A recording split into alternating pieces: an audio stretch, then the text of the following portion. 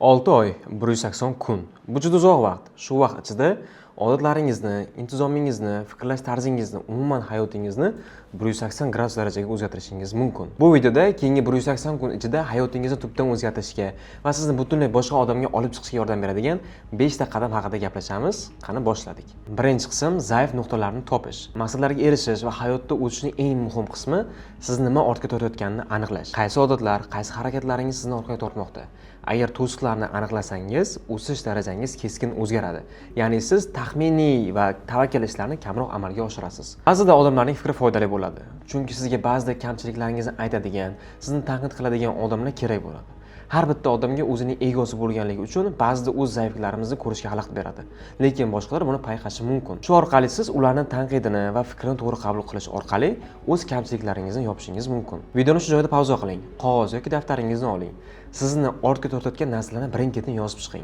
Ya'ni mana shu narsalarim yoki odatlarim bo'lmaganda mani hayotim yaxshiroq bo'lar edi deb o'ylagan narsalaringizni yozib chiqing. Bu yozganlaringiz sizni hayotingizni o'zgartirishga yordam beradi. Balkim kam kitob o'qiyotgandirsiz, kam sport bilan shug'ullanayotgandirsiz yoki foydali odatlar bilan birga zararli odatlarni ham ko'p qilayotgandirsiz. Agar hayotingizda eng muhim narsalarning 1% ga e'tibor qaratsangiz, natijalarning 99% ayni mana shu yerdan boshlanadi. Bu Pareto prinsipiga o'xshaydi. Ya'ni 80-20 qoidasi. 20% harakatingiz 80% natijalarni olib kelishi mumkin. Shuning uchun o'z kamchiliklaringizni aniqlang. Tanqidlarni to'g'ri qabul qilib, o'z ustingizda qattiqroq ishlang. Ikkinchi qism eski versiyangizdan voz keching. Sizni pastga tortuvchi spirallar hamda yuqoriga ko'taruvchi spirallar mavjud. Siz ko'p chalg'iysiz, Instagramni soatlab qolib ketasiz, kech uxlaysiz, kech turasiz. Bu odatlar sizni pastga tortadi. Xuddi shu spiralni yuqoriga ham ko'tarish mumkin. Ya'ni kitob o'qish, yozish, sport bilan shug'ullanish va to'g'ri ovqatlanish orqali. Va bularni davomiy ravishda qilsangiz, siz kutmagan holda o'zgartiradi. O'zingizga bo'lgan ichki ishonchingizni oshiradi. O'zingizni yangi odamga aylantirish uchun albatta eski versiyangizni qo'yib olishingiz shart. O'zingizni yangi inson bo'lishga majburlashingiz shart. Bu juda oddiy. Hammasi o'ziga bo'lgan ishonchdan boshlanadi. O'ziga bo'lgan ishonchingiz mana shu yerda bo'lsa, harakatingiz mana shu yerda bo'lishi kerak. Bu tushib ketib yoki mana bunday bo'lib qolish shart emas. Teng balans yoki har doim o'ziga bo'lgan ishonch balandroq turishi kerak. Uchinchi qism real o'zgarishlarni shakllantirish. Hozir sizlar bilan ikkita qismni gaplashib chiqdik. Uchinchi qismda esa shu narsani real harakatga aylantiramiz. Xohlaganingizcha orzu qilishingiz mumkin. Xohlaganingizcha rejalar tuzishingiz mumkin. Agar 1% ham harakatingiz qilmasangiz, orzu-orzurgacha qolib ketadi. U ertaga bo'ladimi, bir oydan keyin yoki bir yildan keladimi, farqi yo'q. Bajaring, qiling o'sha narsani. O'z-o'zingizga bergan va'dalaringizni bajarmasangiz, hattoki o'sha ichki o'zingiz ruhingiz ham sizga ishonmay qoladi.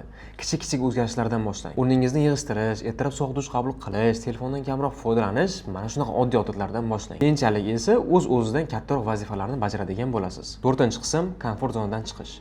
Hozirda yosh bo'lishingiz mumkin, qo'rqayotgan bo'lishingiz ham mumkin, lekin esingizdan chiqarmang. Odam rivojlanish uchun unga qiyinchilik kerak, komfort emas. O'zgarmoqchimisiz? Marhamat, narsalaringizni yig'ishtiring-da, uydagalaringizdan uzoqroqqa keting. Qiyinchilik ko'rasiz, och qolasiz, yig'laysiz, uysiz qolishingiz ham mumkin. Lekin mana shu narsalar sizni keyingi darajaga olib chiqadi. Agar rivojlanishni, o'zingizni o'zgartirishni xohlamasangiz, bemalol uyga o'sha oyingizning oldilariga bemalol qaytib ketavering. Har kuni siz uchun 3-4 mahallab issiq ovqat qilib beradilar. Sizning ishingiz esa shuncha hech qanday ish qilmasdan yashab berish xolos. Sizga shu kerakmi? Albatta kerak emas. O'zingizni qiynashdan qo'rqmang. Og'riqlar sizni kuchli qiladi. 5-chi qism vaqtni boshqarish. Yuqorida sanab o'tgan mana shu 4 ta qadamlarim doimiylikka borib taqaladi.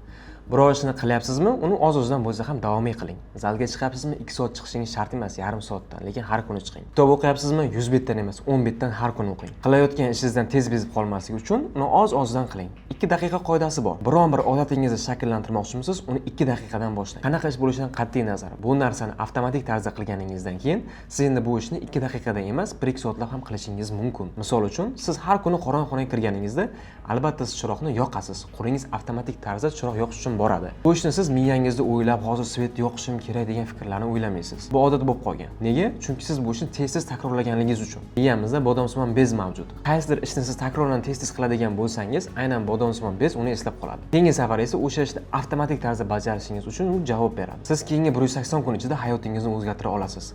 Eng muhim intizom va davomiylik. Agar 180 kun ichida men bilan birga o'zgarishni xohlasangiz, shaxsan o'zim sizga yordam beraman. Discipline Plus yopiq kanalim orqali shaxsiy rivojlanishga oid barcha kerakli ma'lumotlar, video darsliklarni tomosha qilishingiz mumkin.